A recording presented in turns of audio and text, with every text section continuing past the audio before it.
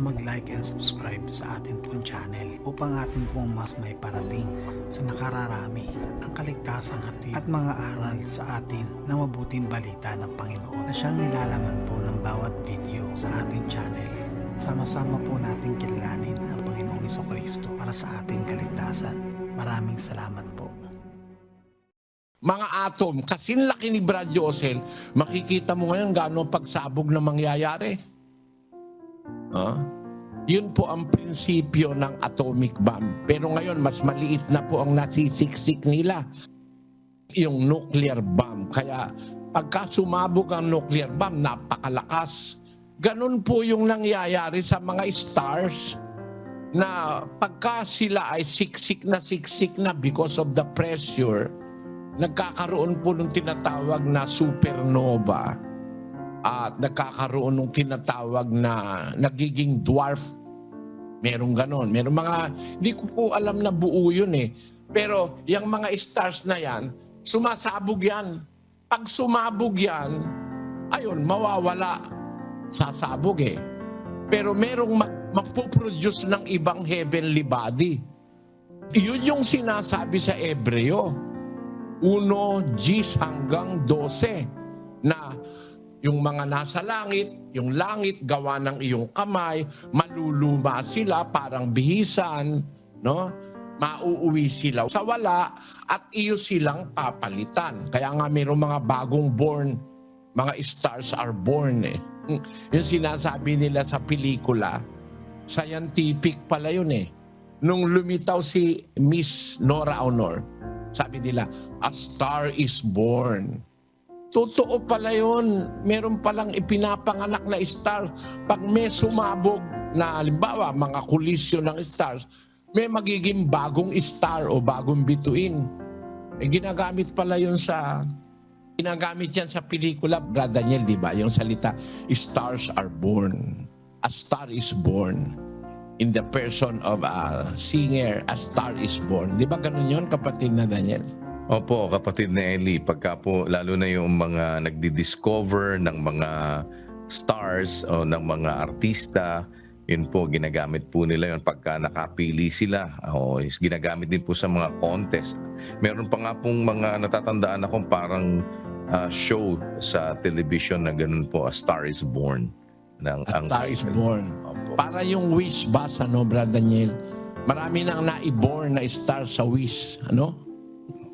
Sa awa po ng Diyos, opo. Marami na pong sumikat. Yung palang salitang star is born, totoo pala yun by natural processes. Yung matatandang star, yung mga nagko-collide na galaxy, nagpo-produce ng panibagong star. Kaya ang matasabi natin, talagang totoo, bilyon-bilyon taon na ang universo.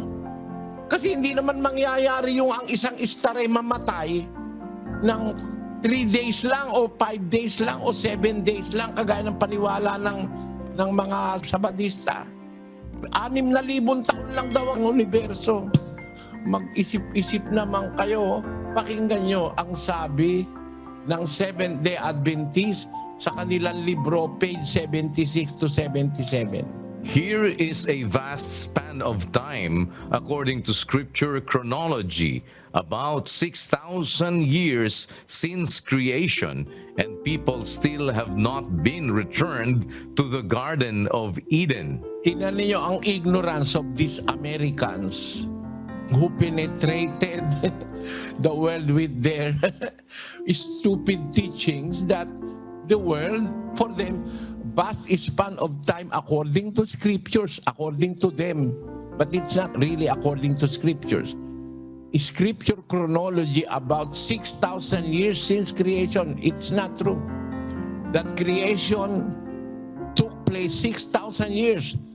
The very evidence that we have proves that creation did not happen 6,000 years only. Billions of years have passed since creation. Billions of years have passed since creation. Present evidences in science, in the discoveries of science, studying the entire universe proves to us that the universe that was made by God including our earth, existed billions of years ago. It is one of the part of the Holy Scriptures revealing to us this thing which the Seventh-day Adventist Church did not notice. Like what the Apostle Paul have said, citing a verse in the book of Psalms 3,500 years ago, written in the Bible, "Thou, O Lord, in the beginning hast laid the foundation of the earth, and the heavens are the works of thine hands. They shall perish." That word, they shall perish. Are we waiting for them to perish so that we will know that this word is authentic? No. We do not wait anymore for them to perish, because in fact, some of them have perished. Some stars have perished. They have met the limit of their existence. That's why there are now black holes in space, proving that there in that space, which is a black hole, once, billions of years ago, a star was there. A massive star, but it exploded, as the Bible tells us. They shall perish, but the Lord shall remain. They shall all wax old as doth a garment, and as a vesture shalt thou fold them up, and they shall be changed. But thou art the same, and thy years shall not fail. Pinakikita ko lang sa inyo, napakarami na palang panahon na lumipas sa mundo. Ang pruweba niyan, may mga stars dyan sa heaven na wala na. Extinct na. May mga star patay na. Kaya ang iniwan nila yung sa tanda, na ang tanda na yon yung black hole. Ayan o, eto, pakita mo. Ayan o. Yung space na yan, dati merong isang napakalaking star dyan. Pero ngayon parang isang space na napaka-powerful dahil dun sa compression na nangyari, dun sa magnetism na nag-occur. Yung space na yan, napaka-powerful. Ano man ang mapunta yan, hihigupin niya eh. Pati ang light, hindi makaka-escape yan eh. Pati yung ilaw, yung liwanag, nahihigop niyan. Kaya nananatili siyang black hole. Marami na po niyan sa space. Nakita na yan ng mga siyentipiko. Sa magitan ng makabagong mga teleskopyo.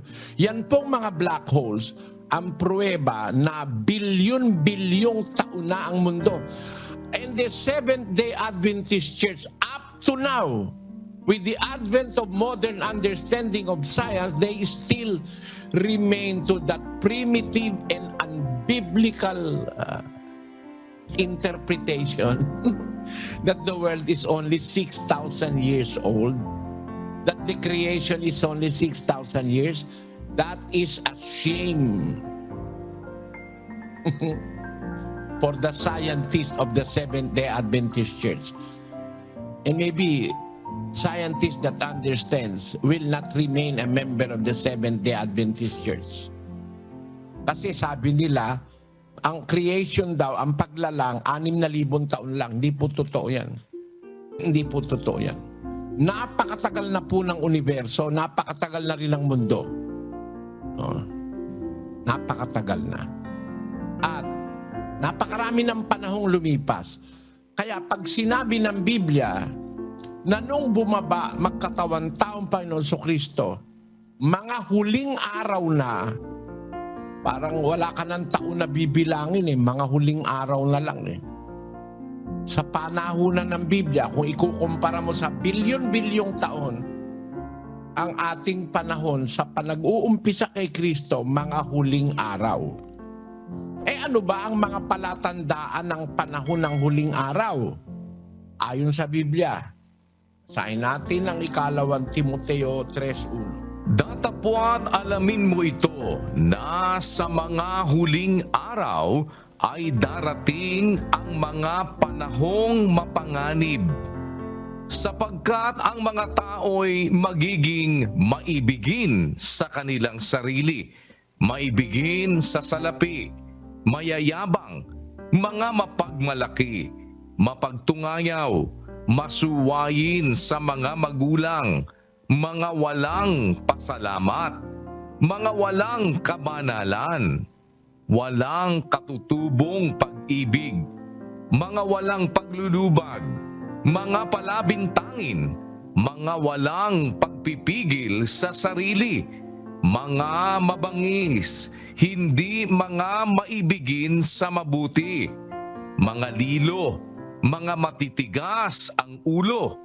mga palalo, mga maibigin sa kalayawan kaysa mga maibigin sa Diyos, na may anyo ng kabanalan, datapwat tinanggihan ang kapangyarihan nito, lumayo ka rin naman sa mga ito. Ayan. Kung mag-uisip po tayo mga kapatid, araw na lang ang binibilang mula nung panahon ni Kristo eh. Considering na billions of years ang nakaraan, tama pala ang Biblia. Tanong mo sa akin kung bakit, kapatid. Bakit po, Brother Eli? Sabi ni Santiago, malapit na raw dumating ang Panginoon. Ito ngayon ang hindi naintindihan ng mga engot. 2,000 taon na kasi nasabi yan. Na darating, ang kapatid hanggang ngayon, hindi pa dumarating. Yan. Bakit? Tama naman si Santiago nang sabihin niyang malapit na ang Panginoon dumating. Bakit? 2,000 taon niya sinabi yan. Malapit na nga kung i-consider mo yung billions. Pero kung maniniwala ka sa Sabadista, lalabas, mali si Santiago. Paano naging malapit 2,000 taon na hindi pa lumadating? Nagets mo yung logic, Brad Daniel? Opo, kapatid na Eli, kasi kung ang sasabihin nila, ikukumpara doon sa kanilang paniniwala, hindi pa nga malapit, ba't hindi pa dumadating? Dahil yung kanila pong paniniwala, 6,000 taon pa lamang po ang mundo, kapatid na Eli. Kaya kung doon ka magbabatay, 6,000 taon pa lang, hindi sasabihin ni Santiago na malapit nang dumating ang Panginoon 2,000 years ago. Di ba? Sinabi rin niya ni Pedro. Basahin natin kay Pedro. 2,000 years ago, sinabi niya, malapit na ang wakas. Basahin natin ang 4:7 ng unang Pedro. Ngunit ang wakas ng lahat ng mga bagay ay malapit na. Malapit na. 2,000 years ago, malapit na. Bakit sila nagsasalita ng ganito? 2,000 years ago na yan. Hanggang ngayon hindi pa nga nagwawakas eh. Kasi kung ang kukunin mong time element, yung timetable ng Biblia. Kasi yung bilyon-bilyong nakaraan, pagka 1,000 na lang, malapit na. Tama ba yun, Brad Josel? Opo, sakto po yun, Brother Eli. In reference dun sa billions of years na nagdaan na, ito pong 1,000 taon, 2,000 taon, katitingnan lang po ito, malapit na po talaga. Kapiranggot na lang po yun kumpara doon sa nagdaan po eh. Ganun po pala ito. Kaya kung hindi mo maintindihan yan, yung mga panahon na yan, lalabas, pupunta ka kagaya ng mga 80 years, 2,000 years ago, sabi, malapit na. Tapos, nung mga panahon ng mga protestante, 500 years ago, malapit na. Panahon ng mga fundamentalist sa Amerika, malapit na. Sinali naman yan ng mga protestante sa Pilipino. Na darating na ang Panginoon. Darating ang araw na hindi mo maiiwasan. Adakong silanganan ay lilitaw. Gaano kalayo yan? Kailan darating? Meron mga kanta naman, malapit na darating na, darating. Hanggang ngayon, hindi pa dumarating. Sabi ng mga atheists, ayoko maniwala dyan sa Biblia. Matagal na sinasabing darating, ba't hanggang ngayon, hindi pa dumarating? Yan, nahula sa Biblia yan. Merong mga manunuluya na hindi na maniniwala sa Diyos at sa Biblia kasi hindi nila nauunawa ang panahon. Sabi niyo, ikaw malapit na. Ba't hanggang ngayon wala pa? Stress ng ikalawang Pedro. Na maalaman muna ito na sa mga huling araw ay magsisiparito ang mga manunuya na may pagtuya, na magsisilakad ayon sa kani-kanilang masasamang pita at magsisipagsabi, saan naroon ang pangako ng kaniyang pagparito? Sapagkat buhat ng araw na mga tulog ang mga magulang ay nangananatili ang lahat ng mga bagay na gaya ng kalagayan nila mula ng pasimulan ang paglalang. Ayan, yan mga manunuya. Sabi ni San Pedro, mga manunuya, tutuyain pa ang Diyos. Asan ang pangako ng pagparito? Mula pa ng mga magulang, sinasabi paparito. Hanggang ngayon, wala pa. Yun ang sabi kayo ng mga ateista. Wala naman darating kaya ikaw walang Diyos. Sabing ganon. Kung naiintindihan lang ng mga preachers ngayon at mga ngaral ngayon, yung nasa Biblia na ang nakaraang panahon ay billions of years na, maniniwala kang buong buo na araw na lang ang nalalabi sa mundo. Kung timetable ng Biblia ang pag-uusapan natin, there are only few days left na lang bago dumating ang wakas. Kaya tama si Pedro, tama si Santiago, tama ang mga apostol nang sabihin nila, malapit na ang wakas ng lahat ng bagay. Kasi sa panahon na ng Biblia, bilyon-bilyon na ang nakalipas pagka 1,000 of years na lang, mas malapit na yung kesa sa milyon. Lalo namang napakalayo ng bilyon.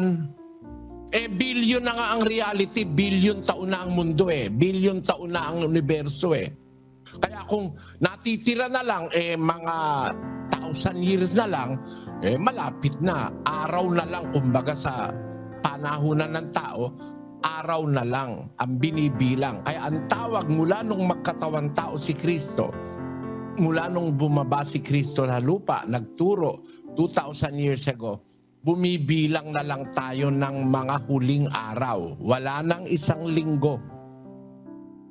Mga huling araw na sa panahunan ng Biblia.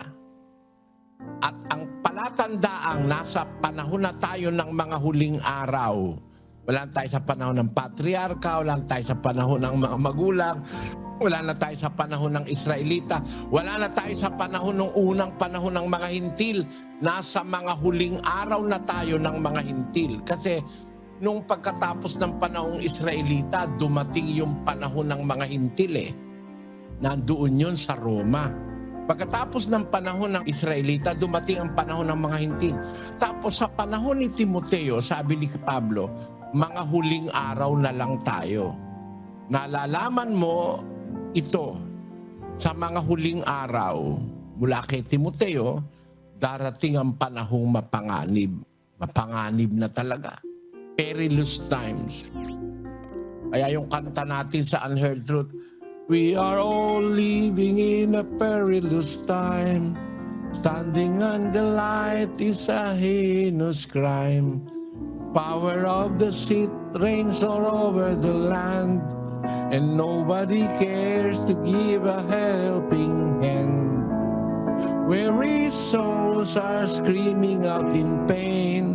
The blinded hearts are howling in vain. Each careless step leads to a grave, swimming against an enormous wave. Eternal salvation is all I need. Your loving mercy is why I breathe. Oh Lord, grant my heart's desire, that I not perish in the lake of fire. Oh God, save me from the bondage of life. Don't let my inner man suffer and die. Save me from the wolf in the white sheep suit. Lead me to the path of the unheard truth.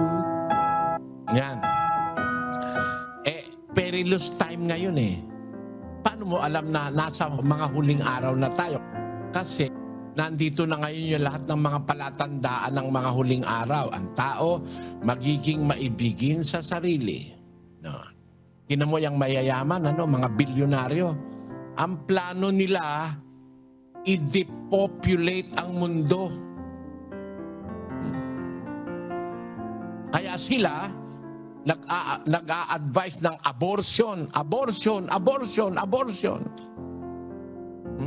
Pati ang medical science na nadiktahan na ng mga bilyonaryo na mag-abort. Kasi parami ang tao sa mundo. Ang tao magiging maibigin sa sarili. Mayayabang, mapagmalaki. How do we know that we are in the last days of the history of the planet Earth? At ano yung last days? Kasi sa Biblia meron pa 1,000 taon eh. Pagbabalik ni Kristo may 1,000 taon pa. Tama pa rin. Kasi yung 1,000 taon, para sa Diyos, isang araw lang yung pwede eh. No? Katumbas lang ng isang araw sa Diyos yung 1,000 taon eh. Kaya mga huling araw na lang talaga ang natitira. Salamat po sa inyong lahat, mga kapatid.